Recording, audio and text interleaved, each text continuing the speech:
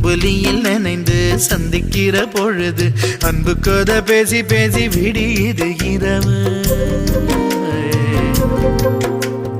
ஏழு கடல் தாண்டித்தான் ஏழு மலை தாண்டித்தான் என் கருத்து மச்சான் கிட்ட ஓடி வரும் மனசு.